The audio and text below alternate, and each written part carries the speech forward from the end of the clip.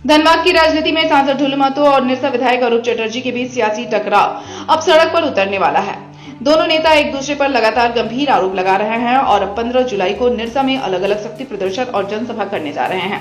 एक और सांसद ढुल्लू महतो एलिवेटेड ब्रिज का निर्माण कार्य शुरू कराने की मांग को लेकर समर्थकों के साथ उतरेंगे, तो दूसरी ओर विधायक अरूप चटर्जी स्थानीय लोगों को रोजगार और गुणवत्तापूर्ण निर्माण कार्य के मुद्दे पर जनसभा करेंगे।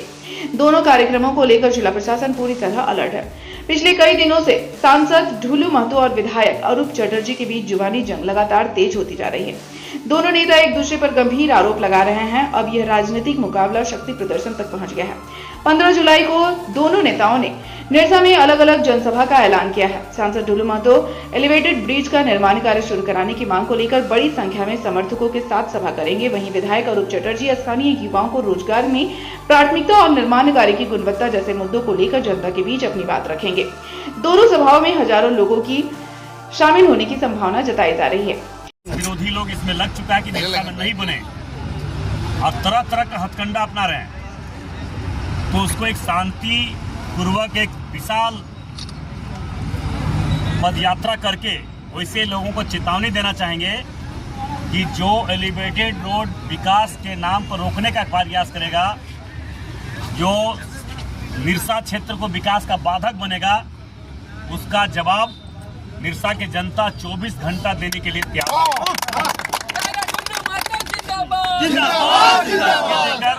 15 तारीख को एक विशाल पद यात्रा का आयोजन किया गया है।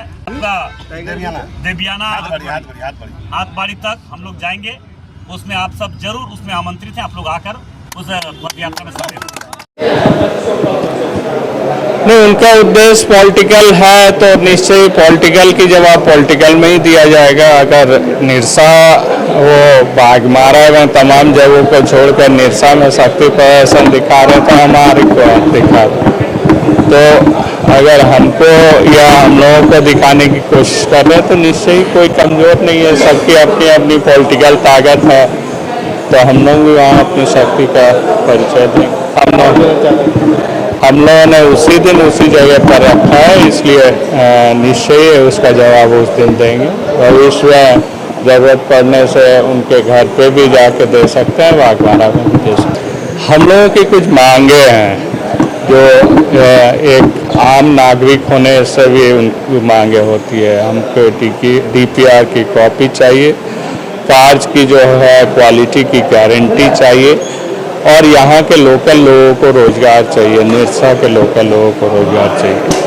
तो तमाम चीज़ों पर बातचीत हो, न्यूट्रल तरीके से सारा काम हो।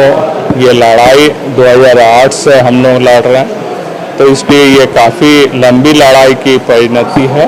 काम अच्छे से होने की गारंटी हम लोगों को चाहिए। गोविंदपुर में जो काम हो रही है, लोकल रॉड्स लगाई जा रही है, जो जंग लगा हुआ है, निरसा में होगी तो वो टाटा की रॉड्स लगेगी। हादसा हो सकती है, नीचे इंक्लाइंड है, ऐसे तमाम चीज़ों को इसलिए बहुत ही जांच करते हुए करना चाहिए। प्रशासन की दायित्व बनती है टकराव को रोके। एक ही दिन दो बड़े राजनीतिक कार्यक्रम होने से प्रशासन के सामने कानून व्यवस्था बनाए रखने की बड़ी चुनौती खड़ी हो गई है। पुलिस और प्रशासनिक अधिकारियों ने सुरक्षा व्यवस्था को लेकर तैयारियां तेज कर दी हैं, ताकि किसी भी तरह की अप्रिय स्थिति समय रहते निपटा जा सके। उपायुक्त आदित्य रंजन ने स्पष्ट कहा कि लोकतांत्रिक व्यवस्था में किसी भी दल को सभा करने से नहीं रोका जाएगा, लेकिन यदि किसी भी कार्यक्रम के दौरान कानून व्यवस्था बिगड़ती है या शांति भंग करने की कोशिश होती है तो संबंधित लोगों के खिलाफ सख्त कानूनी कार्रवाई की जाएगी। बाकी बैठक तरह की सूचना है तो उसके लिए SDO को निर्देश दिया गया ऑलरेडी, और SDO के यहाँ से ध्वनि का और ये सब का ध्वनि विस्तारक यंत्र का और कॉन्ग्रेगेशन जो होता है लोगों का, इन सब का परमिशन जो SDO यहाँ से लेना होता है। अगर अनुमंडल पदाधिकारी के यहाँ आवेदन करें, वहीं से निर्णय होगा। जैसा निर्णय होगा उसको देख के आगे अभी तक परमिशन के लिए शायद जो मुझे पता है वो अनुमंडल पदाधिकारी के यहाँ ही दोनों आवेदन आए हैं, तो वो जगह बदल के या समय बदल के कोशिश करेंगे कि दोनों का रूट भी सर डाइवर्ट किया जाएगा। वो अभी अनुमंडल पदाधिकारी को ही देखना है, वही निर्णय लेंगे। तो उसका जरूरत पड़े तो स्थल निरीक्षण करके निर्णय लेंगे। उसके बाद दोनों पार्टीज को दोनों पर्सन की परमिशन। दोनों तरह के साथ बैठक हुई है कोई भी पीछे हटने को तैयार नहीं। अब उसमें अब जिला प्रशासन का ही रोल आता है। दोनों एक ही जगह पे है, टकराव और तनाव की स्थिति जो है। हम लोग दिखवा लेते हैं एक बार अनुमंडल पदाधिकारी के स्तर से, एक बार व्यक्तिगत रूप से बात करके कोशिश करते हैं उसको रिजॉल्व करें। सर, अगर ऐसा हो कि तनाव या टकराव की स्थिति, क्या प्रशासन उसको फिर निरस्त करेगी दोनों के आंदोलन?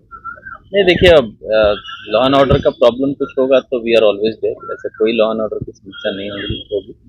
उसके लिए पुलिस प्रशासन, जिला प्रशासन दोनों एकदम तैयार हैं, तो उस तरह का कोई इशू नहीं होगा। बट टाइमिंग को लेके जो इशू है, सेम समय सेम प्लेस, इसको लेके जो इशू है वो अनुमंडल पदाधिकारी के ऑफिस से जो उन लोगों को परमिशन मिलना है उसमें रिजॉल्व होना चाहिए। और कोई लॉ एंड ऑर्डर होगा तो उसको हम लोग सख्ती से टैकल करेंगे। लोगों से यही अपील है कि शांति बनाएं, किसी भी तरह का सिचुएशन में कानून को हाथ में नहीं लें। हम लोग उसके लिए हैं। किसी भी तरह का कोई इशू होगा तो हम लोग जो संबंधित पर्सन होंगे, जो इन्वॉल्व होंगे, जो लोग, उन पर हम लोग कड़ी कार्रवाई।